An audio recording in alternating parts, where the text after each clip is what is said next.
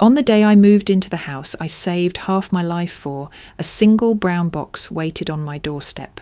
No return address, just 5 words. For you, with trust.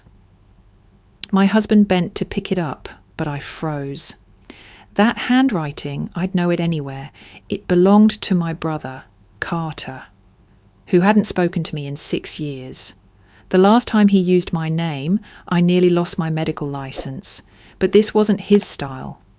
It was too subtle, too surgical.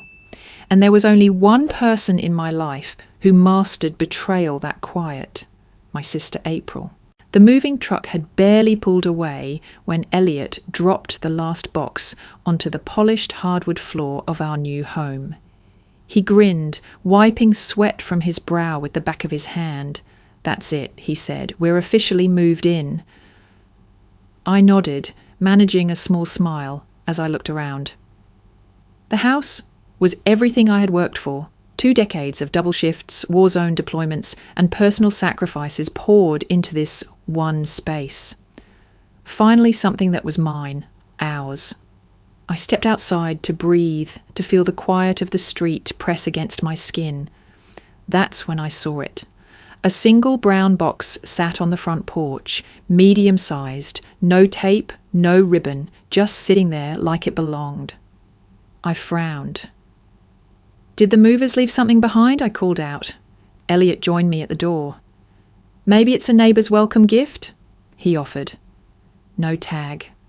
I crouched down, inspecting it closer. That's when I saw it. Tiny cursive letters scrawled across the top. For you, with trust. My breath hitched. The font wasn't printed. It was handwritten, blue ink, slight tilt to the right, and a familiar loop in the Y. I froze. "What is it?" Elliot asked, stepping closer. "Don't touch it," I said, sharper than intended. He raised his hands, caught off guard. "Okay." I couldn't take my eyes off it. That handwriting, there was no mistaking it. I'd seen it on birthday cards growing up, on little notes stuck to the fridge during summer vacations. It was Carter's. And just like that, the calm dissolved. 6 years. That's how long it had been since I last spoke to my brother. 6 years since he called me crying, desperate, manipulative, brilliant in that way only he could be. He said he needed help starting over, just a temporary favour.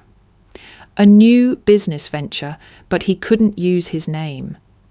Could I just sign the lease? Just lend my name for a few weeks?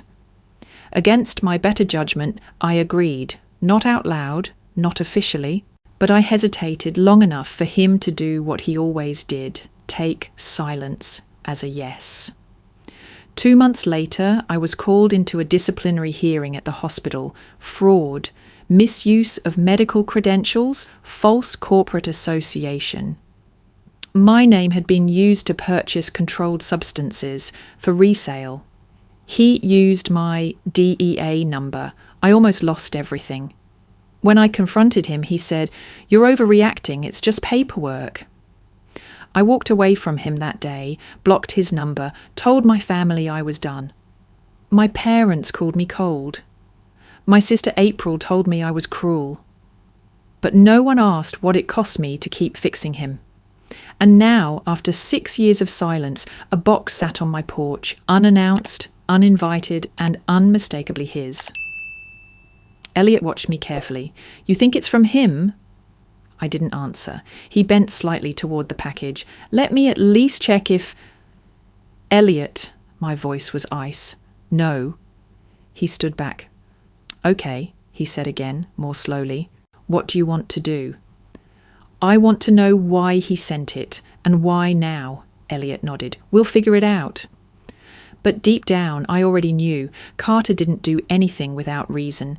If that box was here, it wasn't a gesture, it was a signal, and I wasn't ready to decode it, not yet. I stared at the message again. For you, with trust. There was no trust left, only questions. And the pit forming in my stomach told me that whatever this was, it wasn't over. That evening, the box remained on the porch. I couldn't bring myself to move it. It sat like a relic, like something ancient and dangerous that shouldn't be touched until the right gloves were on. I told Elliot we should leave it there overnight, just to be safe. He didn't question me, but he did watch me. We ate dinner mostly in silence. I pushed food around my plate, barely tasting it. Elliot talked about the neighbour he met while unloading boxes. I nodded, smiled in all the right places. But inside, I was somewhere else. Back in that hospital hallway, standing before the ethics board. Back when my world almost collapsed and no one believed I hadn't signed those documents. No one but me. I hadn't told Elliot the full story. I said Carter had used me, that he had dragged me into some financial mess. But I hadn't explained how far it went, that I'd lied under oath to avoid implicating family, that I'd buried documents instead of filing reports, that Carter had weaponized my silence the same way he always did. So when Elliot asked that night, "You sure you don't want to talk about it?" I just said, "There's nothing new." He nodded again. That was our dance, respecting space. But this time it didn't feel like space. It felt like hiding. Later, when I stepped into the shower, Elliot slipped outside. He didn't think I'd notice, but I heard the porch creak, the back door close gently. Through the bathroom window, I saw him crouched over the box, wearing gloves, pulling something from his bag. A swab kit. My heart raced. He didn't trust it either. But more than that, he didn't trust me to handle it alone. When he came back inside, he acted like nothing happened. Made coffee, checked the locks, kissed my forehead. But now I saw it. The calculation in his kindness, the gentle skepticism behind his concern. A part of him thought I wasn't telling him everything. And he was right. The wedge wasn't wide yet. But it was there. Not because we didn't love each other, but because I didn't want to break the illusion that I had it all together. I waited until he was asleep before texting my mother. "Did Carter say anything to you about sending a package?" Her reply came an hour later. "No idea what you're talking about. Maybe it's a neighbour being friendly." That was her way. Sweet denial. I could imagine her sipping tea in the kitchen, pretending this wasn't happening. She never wanted conflict, never wanted to believe her golden boy could do wrong. "You're sure?" I followed up. "It's probably nothing. Don't overthink it." No punctuation. That was her tell. She was lying. I dropped the phone on the nightstand, frustrated, wide awake. And that's when I saw it. April's name in my messages. I hadn't opened our thread in months. I tapped it. The last few messages were from her. "Thinking of you lately, hope you're settling into the new place." I saw a photo of you and Elliot. "You look happy. You deserve that. You've always been the strong one. I admire that. I wish I could be more like you. Maybe I'll send you something small soon, just a little token. You've always been the place I could lean on." I stared at the last line. You've always been the place I could lean on. I'd read it before and thought it was sweet, maybe a rare olive branch from a messy sister. But now it felt surgical, deliberate, laced with meaning I hadn't been ready to see. Elliot thought Carter was the obvious suspect, but he'd tested the package anyway, quietly, methodically, because part of him had already considered another name, April, and now so had I. The next morning, Elliot waited until I finished my coffee before saying anything. He sat across from me at the kitchen table, his expression unreadable. "I tested the package," he said quietly. I didn't flinch. I just set the mug down and nodded for him to continue. There was a tracking chip embedded in the base of the box. hidden under a double layer of cardboard. Someone was monitoring the delivery, possibly even waiting to confirm it was opened. I didn't ask how he knew to look for that. Elliot had spent enough time investigating fraud and insurance manipulation to spot a setup a mile away. He was the kind of man who trusted people until they gave him a reason not to, and even then he double-checked. There was also a USB inside, he added. Encrypted. I cracked it. I leaned forward, and he reached into his laptop bag and pulled out a folder, not digital, paper printed real. He slid it toward me. I opened it, and my name jumped out like a slap. Joanna Reed. Top of the page, in bold, clean serif font. Below it, a contract between Reed Collective LLC and an art brokerage based in Miami, a purchase agreement for 6 pieces of emerging modernist sculpture totaling $42,600, date of transaction 2 weeks ago. I never signed this, I said, my voice low. I didn't think you had. The signature at the bottom was mine, or rather a near-perfect copy. Even the little curl in my R, the pressure in the final loop of my last name. It was uncanny, almost artistic in its precision. You're not listed as an artist, Elliot said, pointing. You're listed as the managing partner and primary financial backer. Whoever did this didn't just want your name, they needed your credentials. I scanned further. Attached were digital invoices, a letter of authorization with my contact information, and a scanned copy of my old driver's license, one I hadn't used in years. How did they even get this? I whispered. Does Carter have access to your old files? No, I said quickly, then hesitated. At least not anymore. Elliot raised an eyebrow but didn't press. He knew the layers of family ran deep and complicated. Have you heard of the company? He asked. Reed Collective? I shook my head. Never. The name felt too personal, too tailored. Reed, my last name, a signal I was meant to notice or ignore if I stayed distracted. I grabbed my laptop and typed it in. There wasn't much online. A basic site with abstract design, vague language about transforming creativity into capital. No team listed, no portfolio, just a logo, a broken paintbrush inside a circle. The domain was only 3 months old, registered under a privacy service. I checked the business registry for New York and Florida. Reed Collective was real. Filed under limited liability, tax ID, listed bank account, even a registered mailing address in Long Island. But the name on the documents? Mine. I stared at the screen, numb. I'd worked my whole life to keep my record clean, not just legally, but ethically. As a doctor, I was held to standards most people didn't even know existed. And now someone had co-opted my identity to launder money through art. It was strategic, precise, like a surgeon stitching a narrative together, one false thread at a time. Elliot leaned forward. This isn't just identity theft. This is long-game fraud. Whoever did this has been building it piece by piece. And they used my name, I murmured. He didn't say anything. The last time this happened, Carter was the architect. But this felt different. This wasn't reckless. It was methodical. And that meant one thing.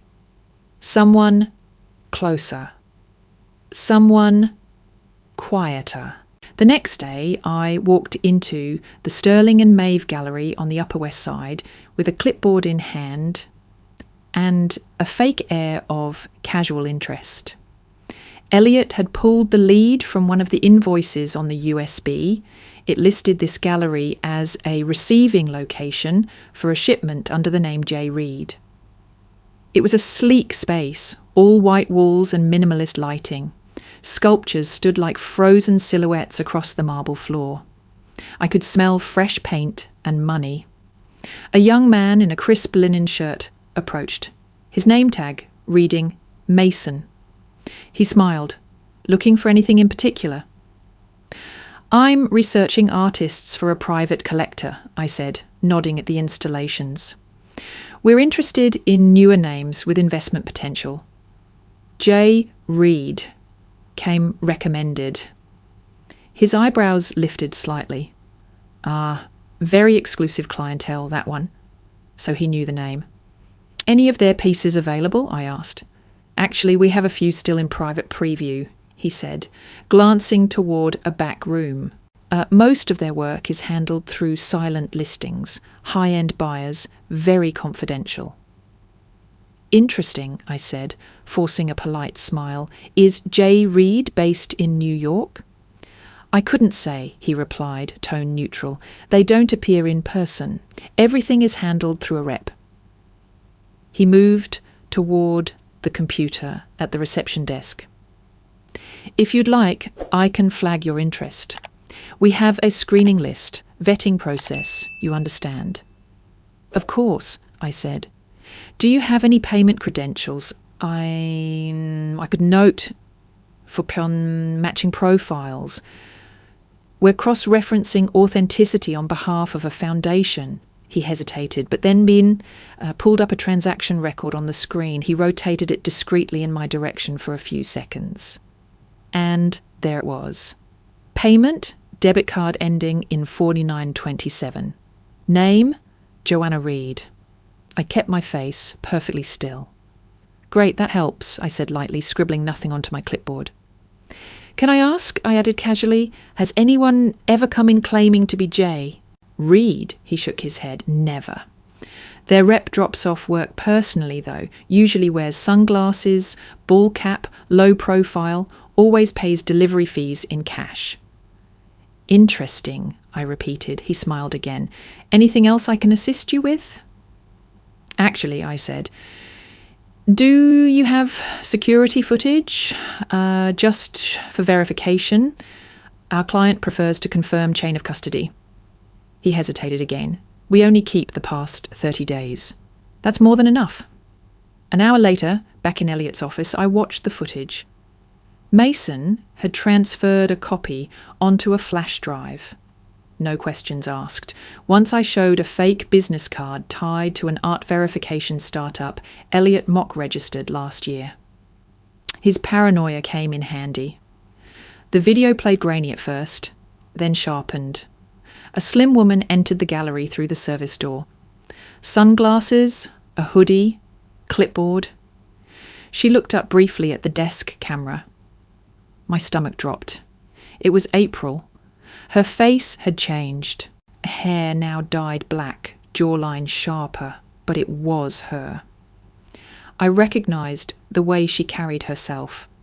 Like she owned the room without asking permission. She wheeled in 2 boxes, signed something, then walked out like it was just another Tuesday.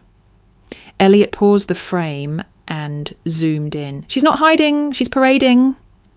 She used my name, I whispered. Used? He said softly. Joanna, she built this whole thing on your name. I sat down, suddenly cold. She always said I was the reliable one, I murmured. The one with clean records. Exactly, Elliot said. That's why it works.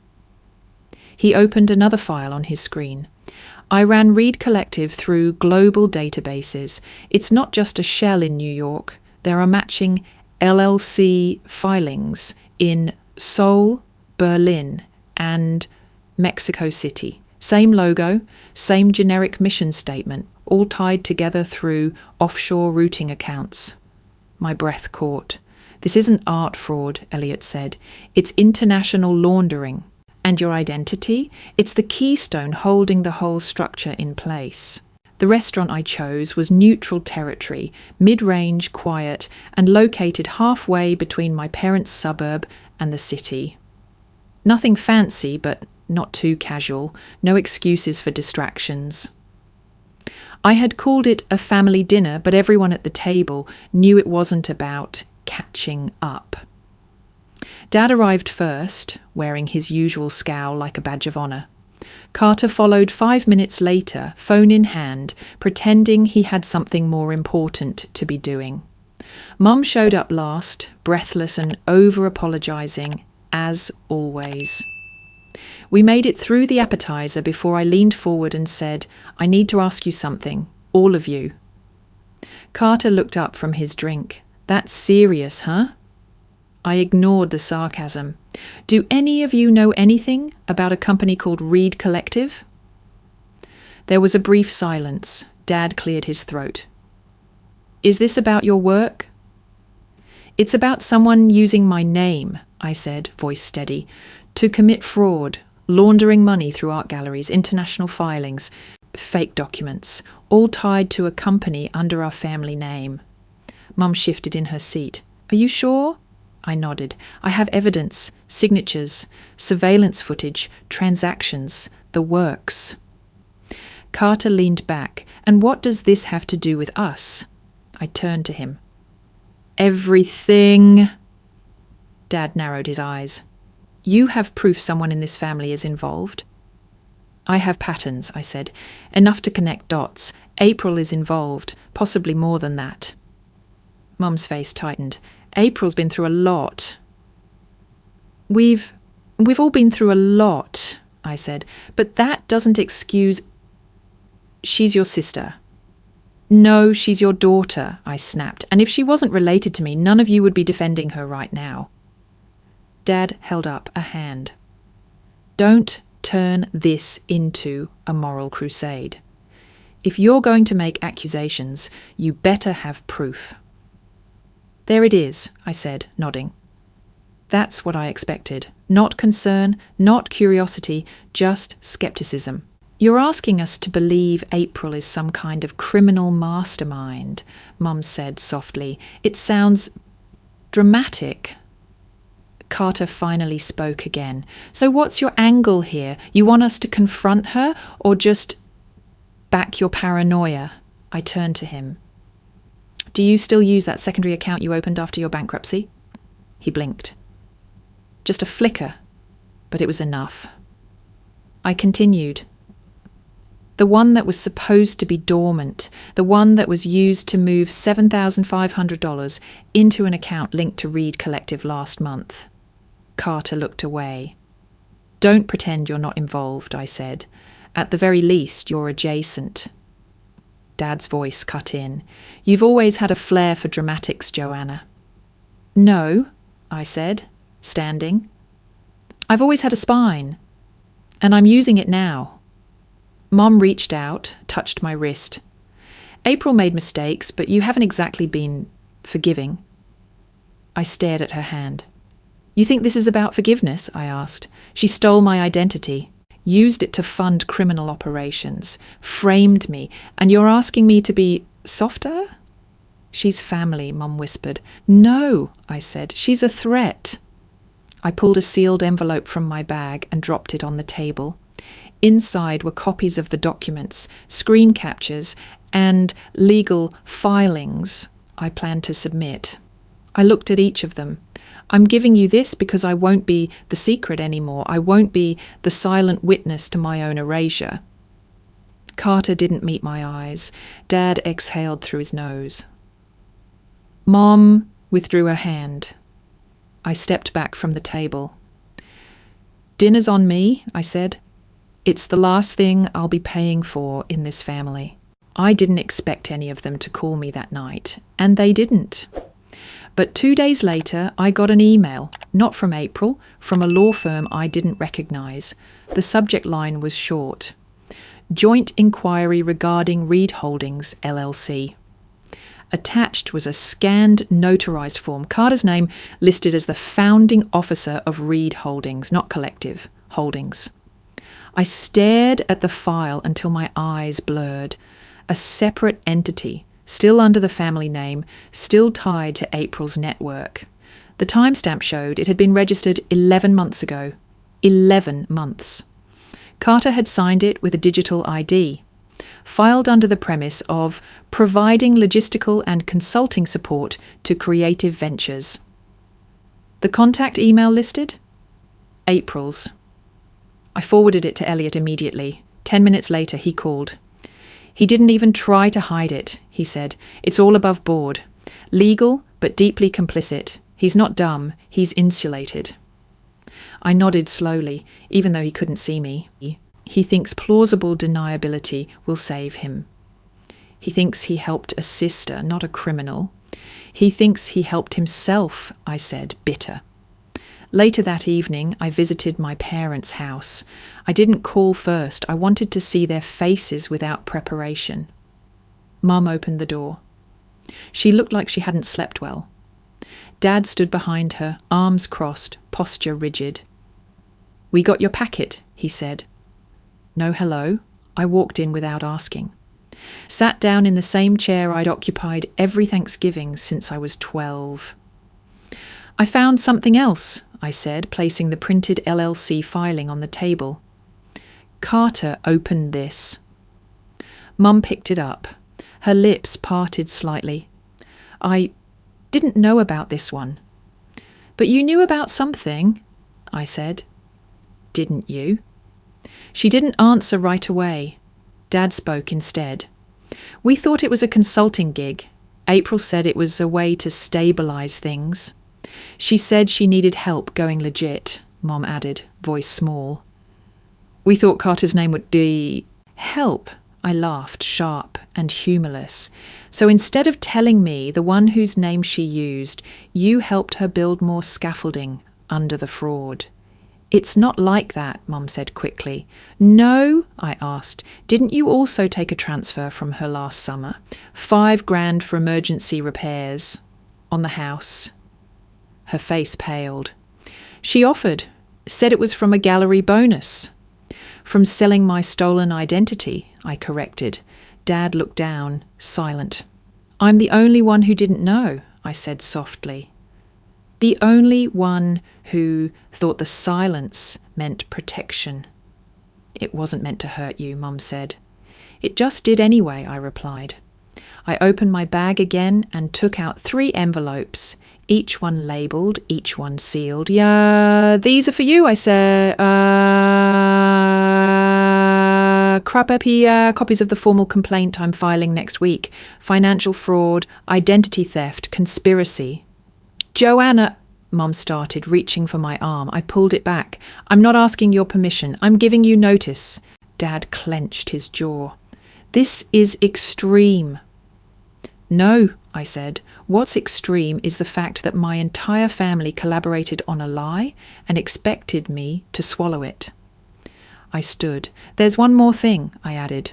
"I've spoken to our family attorney. My name is being removed from the inheritance file."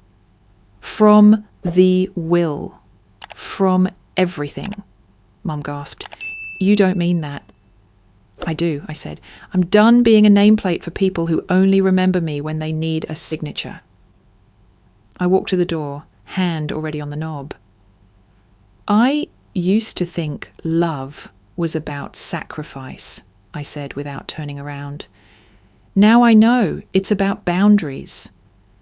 And then I left, letting the door close behind me with the softest, loudest click I'd ever heard. I didn't sleep the night after confronting my parents. Elliot didn't press me for answers when I came home. He just handed me tea and sat across from me while I stared at nothing for a full hour. We didn't talk about the envelopes or the will, not yet. The next morning I drove to an unmarked building tucked behind a row of government offices near the East River. No sign, no receptionist, just a keypad entry and a metal door that buzzed after Elliot punched in a code. "This is Special Agent Ramos," he said, introducing the tall woman in a navy blazer. "She handles financial crimes for the task force." Ramos extended a hand. "Dr. Reed, thank you for coming." "Joanna's fine," I said. We sat in a grey-walled room with no windows, only a screen mounted on one side. Ramos pulled up a feed from a secure server and said 6 words that locked my spine into place. "We need to confirm your identity first." She played the first video. It was from 2 months ago. A woman walked into the administrative wing of the clinic where I worked part-time in Brooklyn. The camera angle showed her from the side, face obscured by a cloth mask and a ball cap. The timestamp didn't lie. 9:47 a.m. On a Thursday, I had been off-site, leading a triage workshop across town. The woman approached the front desk and signed in under my name. She presented an old driver's license, mine, and asked to update paperwork for a licensing renewal. When the admin assistant requested confirmation, she handed over a sealed envelope and smiled. Even through the low-res footage, the tilt of her head made my stomach turn. "Pause it," I said. Ramos froze the frame. I pointed. "There, that's not me." "We know," Ramos said, "but the admin didn't. She verified identity based on the license and familiarity with your case notes. This person accessed internal systems using your clearance." My hands curled into fists. "She signed a notarized attestation under your name," Ramos continued. "We cross-checked the handwriting, digitally lifted from a previous HR document." "Why would she do this?" I asked, already knowing. "To create a verified trail," Elliot said quietly. "To legitimize the other signatures. If anyone checked, it would look like you'd recently confirmed everything." I sat back, stunned. "She impersonated me at my own workplace," I whispered. "And no one questioned it," Ramos added, "because she knew exactly how to look enough like you to slip through." I swallowed hard. "It's not just fraud, it's performance." Ramos nodded. "She studied you, your cadence, your habits. She knew when to strike on a day your clinic's regular security manager was off duty." Another clip loaded. This time April wasn't even trying to hide. A clearer video from a neighbouring pharmacy's security camera showed her walking toward the back entrance of my clinic, carrying a file folder and wearing a lab coat, not just mimicking me, inhabiting me. I couldn't look away. She walked through that door like she'd done it 100 times. I murmured. "She probably practiced it," Elliot said, arms crossed. "And now we know she wasn't just hiding behind your name. She was wearing it." I clenched my jaw. "You okay?" Ramos asked. "No," I said honestly. "But I'm ready." That night, I sat on the living room floor, a shoebox full of old photographs spread out in front of me. The kind you keep for nostalgia but rarely revisit. School plays, summer vacations, awkward family portraits. I hadn't looked at these in years. In nearly every picture, April was standing beside me. And in nearly every one, she was wearing something eerily similar. Same dresses, just a different shade, same hairstyles, only slightly shorter, same posture. I saw myself, and then half a second later I saw her reflection trying to match it. There was one photo from our middle school talent show. I had played piano. April had done a monologue. But what caught me off guard was the way she looked at me from across the stage. Not jealous, not admiring, focused, studying. The next image was from a cousin's wedding. I was 14, she was 9. Our mother had dressed us in nearly identical outfits, claiming it was cute. But looking at it now, April's smile wasn't real. It was tight, like she was waiting to be asked if she belonged. She never needed to ask. She just followed me, step by step. Same handwriting, same backpack, same way of signing thank you cards to Grandma. I'd always brushed it off as little sister mimicry, but mimicry grows teeth if you feed it long enough. I flipped to the back of one photo and saw something scribbled in pen. "Don't let Joanna see this one." It was Mom's handwriting. My stomach turned. I dug deeper into an old folder marked medical. Not mine, but a loose compilation of childhood paperwork, immunisations, dental charts, and then a folded report with April's name on it. Preliminary psychological evaluation, age 15. I read the first paragraph, then the second, and then the diagnosis, identity disturbance. Possible early markers of depersonalization disorder. Recommendation, ongoing therapy with emphasis on self-definition and boundaries. I froze. Why hadn't I ever seen this? Because I wasn't meant to. Memories snapped back like rubber bands. One summer, April stopped eating lunch for a week, claiming she wanted to look like me. Mum brushed it off as a phase. Another time, she copied an entire journal entry I had written, word for word, and read it aloud at a school poetry event. When I confronted her, she cried. Dad told me to be gentle, she's just insecure. Eventually, they made me promise to never bring it up again. She's fragile, Mum had said. Don't shame her. So I stayed silent. I let her shadow me. And now she had taken my face and turned it into a mask she could wear on demand. Elliot sat beside me, watching me piece it all together. She didn't just want to steal from you, he said. She wanted to be you. I nodded, numb. She wasn't copying, she was rehearsing. The lines between us had blurred for her years ago. I just never looked closely enough to see it. She built an identity out of your leftovers, Elliot added, and now she's using that identity to rewrite who I am. I stood up, walked to the kitchen, and picked up my phone. The number Elliot had given me for Agent Ramos blinked on the screen. I called. When she answered, I didn't hesitate. I'm in, I said. Full cooperation, whatever you need. There was a pause. Then, are you sure? I looked at the photos still scattered across the floor, April's face peeking out from every corner of my past. I'm sure, I said, and I want one more thing. What's that? A face-to-face? I want to speak to April. No glass, no recording, just her and me in a room. Agent Ramos didn't answer right away. Then calmly, we can make that happen. The interrogation room wasn't as dramatic as the ones you see in movies.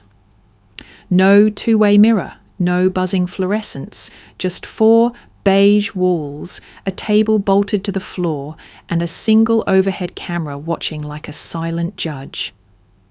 I was seated before they brought her in.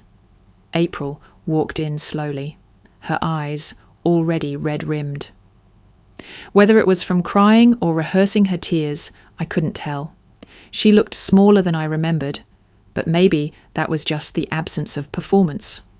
Without the mask, without the copy and paste charm, she was hollow. Joanna, she said softly, taking the seat across from me. I didn't answer. We sat in silence for a moment.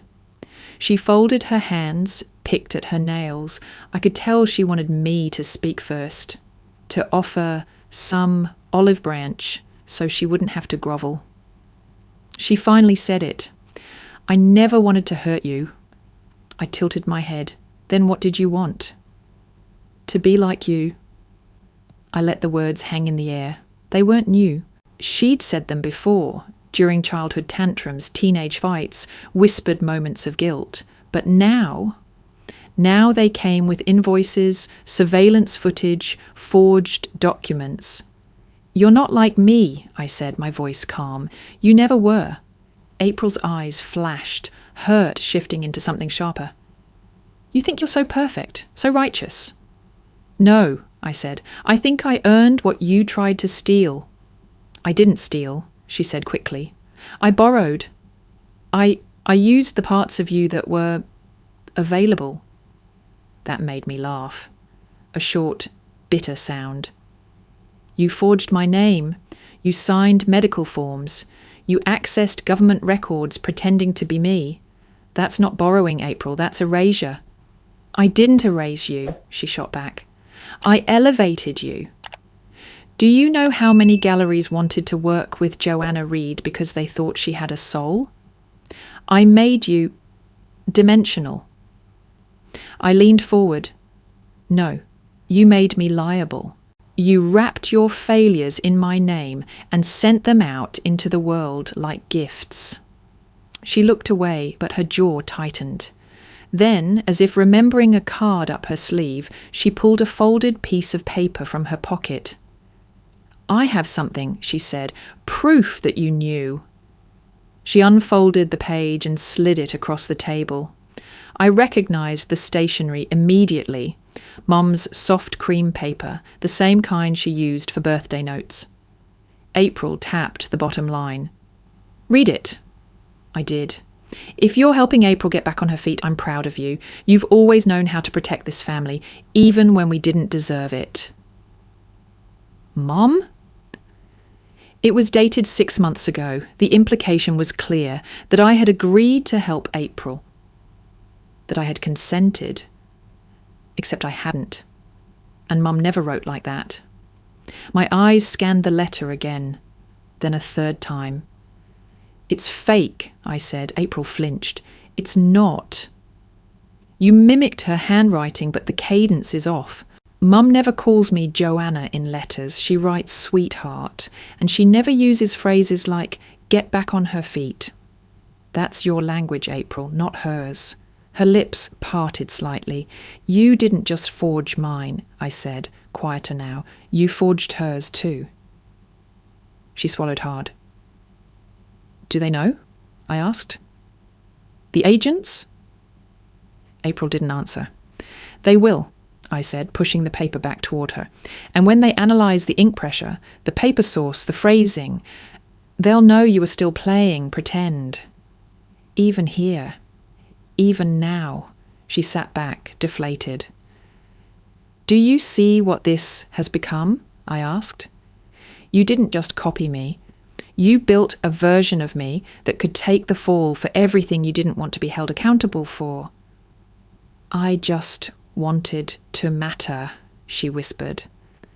I nodded slowly. You could have, I said, but you chose to matter through me. And now you'll lose both of us. The interview ended on paper, but not in my mind. Outside the room, Agent Ramos was waiting. She didn't speak right away, just handed me a clipboard with a single page. We'll need a verified handwriting sample from you, she said, to complete the forgery analysis. I nodded, took the pen and wrote my name, once in cursive, once in print, then signed the bottom corner like I had 1,000 times before on patient files, lab results, release forms, muscle memory, truth in ink. She examined it quickly, then turned to the fake letter April had brought in earlier. Within seconds, her brows lifted. Pressure curves off, letter spacing inconsistent. The D loops are sharper in this one. This wasn't your mother's hand. And it wasn't yours either. I nodded. It was hers, I said, glancing back toward the room where April was still seated, silent now. The paper still sitting between her fingers, like it could save her. She thought sentimentality would override evidence, Ramos murmured. She's done that her whole life, I replied. A few minutes later, I was allowed back into the room.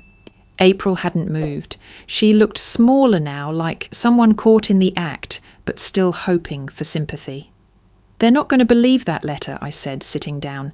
They've already matched my actual signature against the others. She didn't look up. You forged it, I continued, and you used Mom's paper, her phrases thinking no one would notice, but you forgot something. April finally glanced at me. You forgot I know her better than you do. That cracked something. Her lower lip trembled, and when she spoke, her voice was small, almost childlike. Joanna, I didn't want to lose you. I didn't answer. You've always been so far ahead, so clear. I just wanted to stand next to you for once, not behind. You didn't stand next to me, I said quietly. You climbed on top of me and pretended you got there alone. A tear rolled down her cheek. I was scared, she said. I didn't know how else to get people to listen. You always had the room. I was the echo. You chose that, I said. You could have asked for help. You could have told the truth. I didn't think you'd forgive me. I wouldn't, I said bluntly, but that doesn't mean I wouldn't see you. There's a difference. She wiped her face, then whispered, You're still my sister. No, I said, I'm your target. I was your blueprint. And now I'm your evidence. That hit her. I never wanted it to go this far, she murmured. But you let it, I replied. Every forged email, every fake invoice, every time you used my name, because yours couldn't carry the weight. There was a long silence. Then she whispered, Can you still love someone and not forgive them? I looked her straight in the eye. Family doesn't need forgiveness to be acknowledged, but it does need accountability to survive. She closed her eyes. A long, resigned breath escaped her lungs. Moments later, 2 agents entered the room. April didn't resist. She stood slowly, her eyes glassy, her shoulders slack. They didn't cuff her, but the meaning was clear. Pre-trial detainment. Conspiracy. Multiple counts. She didn't look back at me as they led her away. I watched her leave without flinching. Outside the room, Elliot was waiting.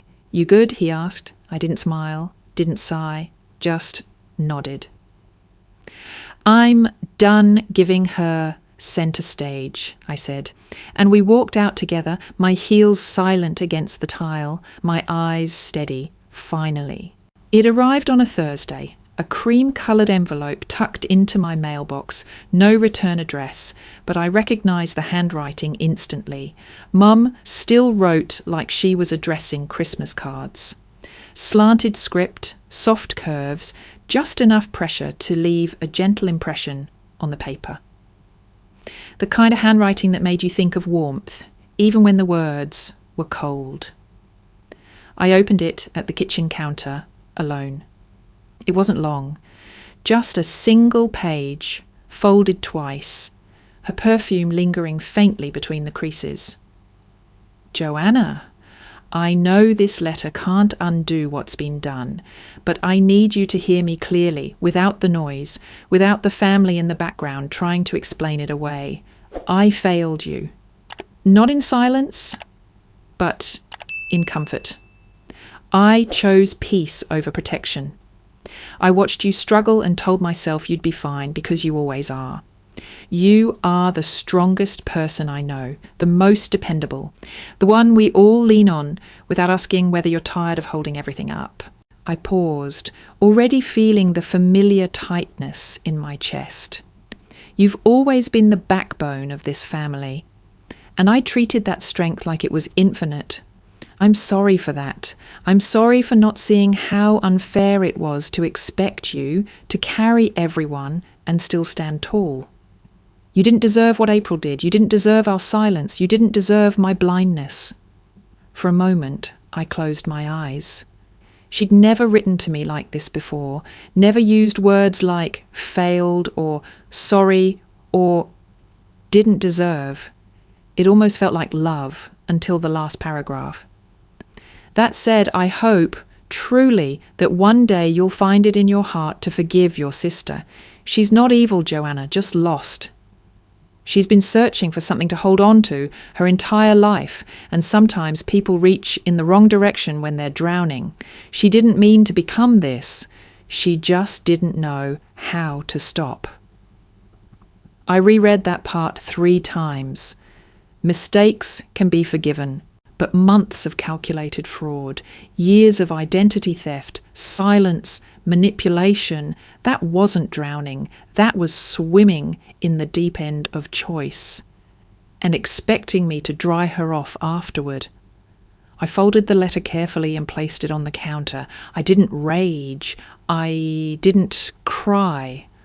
I just stared at it for a long time. Because even in a letter meant to center me, she had rerouted the weight back to April, as if I was still the stronger one, still the one who could be asked to extend grace from a deeper well. She apologised, yes, but she also asked me to be the bigger person again, and I couldn't, not this time.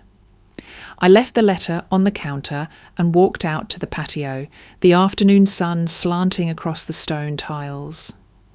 The sky was clear, breeze gentle, the kind of weather that tricks you into believing the world is kind.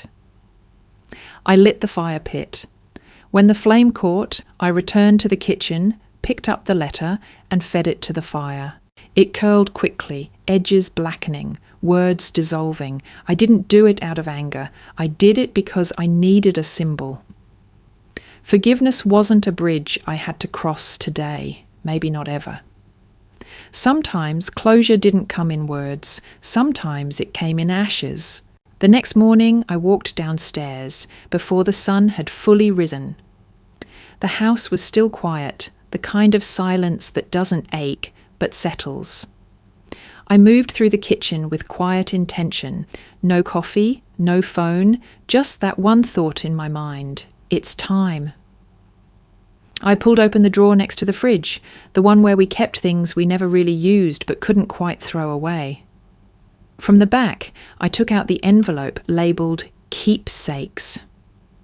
Inside were 3 things: a wedding invitation with frayed corners, a photo of my family from the summer before everything cracked, and a second copy of the letter from my mother, printed, not handwritten, from when I scanned it into evidence. I placed all 3 on the counter and stared at them. The wedding invitation still had the faint gold dust from the original batch. Joanna and Elliot in scripted typeface, underlined with hope. The photo was worse, frozen smiles at a beach in Delaware, everyone sunburnt and laughing, no hint that trust had an expiration date, and the letter... I didn't need to read it again. The words were already etched in me, but not the way Mom had hoped. I opened the oven door, not the fire pit this time. I wanted something more ordinary, something domestic, a symbol of control even in destruction. One by one, I fed the papers in. The invitation curled inward first, gold flecks flaring for a second before vanishing. Then the photo, the ocean behind us turning to smoke, and finally the letter. I didn't watch the whole burn, just stood there until I could no longer tell which piece was which. They all turned black in the same way. All left nothing behind. Elliot stepped into the kitchen a few minutes later. He paused in the doorway, took in the scent of singed paper, the glow of the oven light, and me, barefoot in a t-shirt, arms crossed, staring at the past, turning to ash. He didn't ask a single question. He just walked over, took my hand in his, and squeezed. That was all I needed. No speeches, no reassurance, just someone willing to hold the weight for a few seconds while I stood still. Later that afternoon, I sat at my desk and opened my personnel file. Military documents, medical records, emergency contacts. I hovered over the name, April Reed. The last time I'd updated it was 4 years ago, before the wedding, before the lies turned criminal. Back when I still believed that no matter what she did, she'd show up when it mattered. I clicked edit, the screen blinked. I deleted her name, paused, then typed, no secondary contact at this time. It wasn't dramatic, just quiet, final. A digital breath of release. I moved on to the next page, double-checking other entries, insurance, deployment history, clearance codes. I re-uploaded the scanned documents Elliot had helped me organise, proof of signature fraud, statements from the gallery, the NCIS confirmations. Everything was clean now, at least on paper. When I was done, I closed the laptop and walked upstairs. Our bedroom was bathed in late afternoon light. Golden, soft, honest. I stepped in front of the mirror. I hadn't done that intentionally in a while. Looked, not just glanced, but really looked. I expected to see the usual lines of tension around my eyes, exhaustion, the residual damage from carrying too many roles for too long.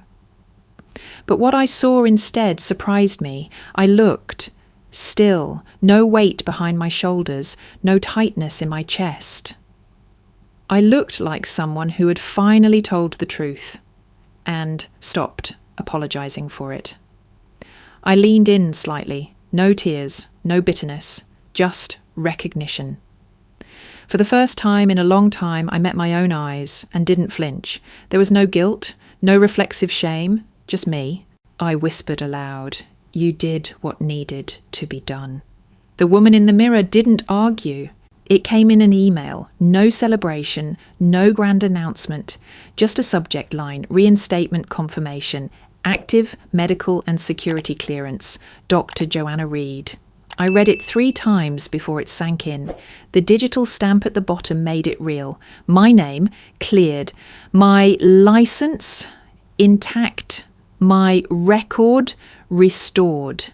No asterisk, no footnote.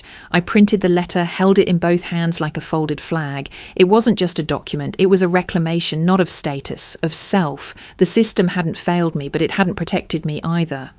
I'd protected myself, 1 page at a time. That afternoon, I walked back into the base medical wing for the first time in 4 months. The same white corridors, the same overhead lights. But the air felt different now, lighter. At the front desk, Sergeant Hall looked up from her computer and blinked twice. "Dr. Reed?" I nodded. "Reporting in." Her lips parted like she wanted to say something, then thought better of it. She stood quickly, gestured me through. People noticed as I passed. Nurses, junior officers, even one of the older colonels. I felt their eyes, not judgmental, just attentive. When I reached the locker room, my new ID was already waiting in a sealed envelope. I slid it from the plastic and stared at the name. Joanna Reed, MD, status.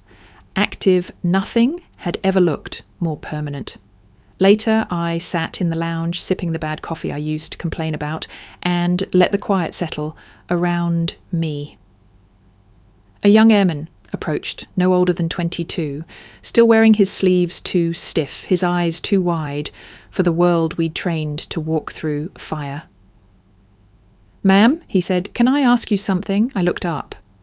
"Of course." He shifted awkwardly, then said, "Is it true about everything, the identity theft, the investigation?" I didn't flinch. "Yes." He nodded slowly. "And you told the truth even when it was family?" I took a breath, then answered simply, "Yes." He hesitated. Then, "Weren't you scared?" I looked him in the eye. "I wasn't scared of telling the truth," I said. "I was scared of what would happen if I didn't." He frowned a little, trying to process that. "You see," I continued, "I didn't report my family. I ended a pattern. I stopped enabling manipulation dressed up as love. That's not betrayal, that's survival." He nodded, slower this time. "I just wanted you to know," he said quietly, "it helped. Hearing about it makes it easier to believe that integrity matters." He didn't wait for a reply, just saluted and walked away. And in that moment, I felt something shift. Maybe this wasn't just about clearing my name. Maybe it was about what that name meant to someone else.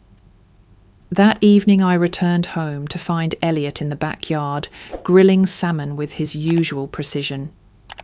He didn't say anything when I handed him the reinstatement letter, just scanned it, nodded once, and flipped the fish. "Feels different?" he asked. "Yes," I said, "but not because of the paper. Because you did it without folding. Because I did it without becoming her," I corrected. We ate in comfortable silence, the kind that comes after long storms. When the dishes were done, I sat down with my journal. A habit I'd dropped in the chaos, but missed dearly.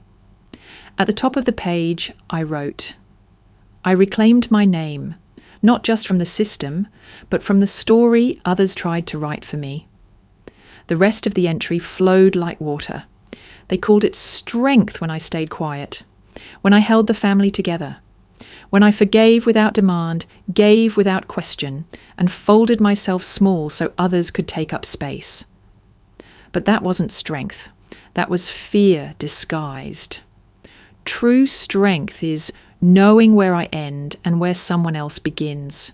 It's saying, "This is my name, and you don't get to wear it like a costume. Not anymore." I closed the journal, stood up, and walked to the hallway mirror. Same face, different presence. This wasn't a victory lap, it was a return to myself. The living room had been frozen in time.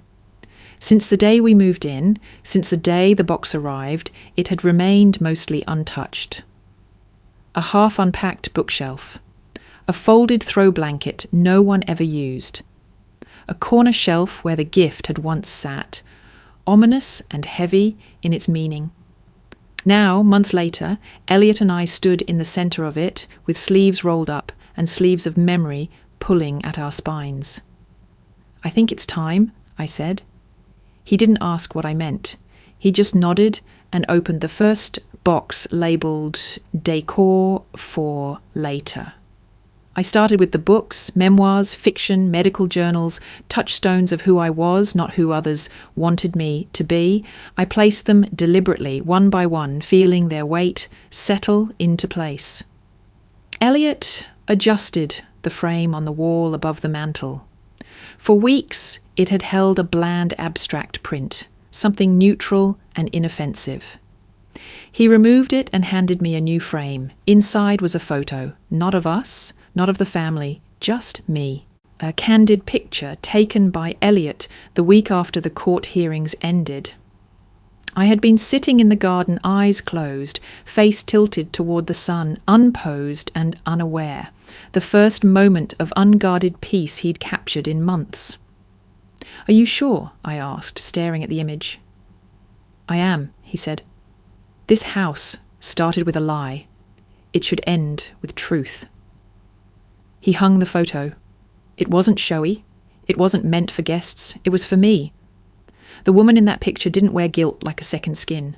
She wasn't bracing for impact. She wasn't waiting for another request disguised as family obligation. She was still. And stillness, I had learned, was a victory too. I moved next to the coffee table, wiped it down, removed the coaster that still bore a faint ring from April's glass of wine, the one she set there the night she smirked across the room, waiting for me to unwrap my own sabotage. That glass was long gone, but its echo remained. I tossed the coaster into the trash, not as a statement, just as a decision. Elliot pulled the last box from the corner, the one marked wedding stuff. We hadn't opened it since we packed up that day. I watched as he unsealed it. Inside were relics, unused napkins with our initials, a box of thank you cards we never sent. And beneath all of it, the guest book. He held it up, raising an eyebrow. "Keep it?" I shook my head. "No." That wedding ended the second the box appeared. He didn't argue. We packed it back and set it aside. For donation or disposal. It didn't matter. We weren't erasing the day, just redefining it. Later that evening, as the sun dipped behind the backyard fence and golden light stretched across the rug, I sat in the armchair closest to the fireplace. No flames, just warmth from the company. Elliot joined me, handing me a mug of tea. "You ever think it'll stop feeling like a story?" I asked quietly. "What do you mean?" "I mean," I stared at the shelf, now neatly aligned. "This. All of it. The documents, the hearings, the betrayal. Will it ever feel like something that happened to someone else?" He thought for a moment. "Maybe, but maybe it's not supposed to." I looked at him. "Maybe it's supposed to be part of your foundation," he said. Not the whole structure, but the ground it stands on. I considered that. It doesn't feel tragic anymore, I admitted, just reshaped. That's healing. No, I said. That's choice. He smiled. Same thing. We sat there, silence stretching like a blanket. Not cold, not tense, just present. And I thought of all the things I'd lost.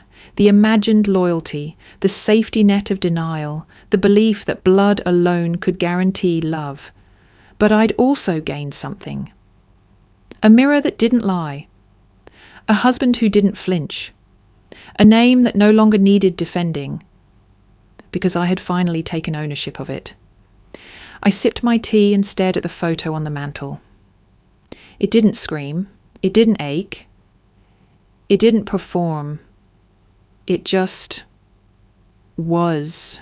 That's what I wanted now. Not happiness that demanded smiles or joy that came with disclaimers, just clarity.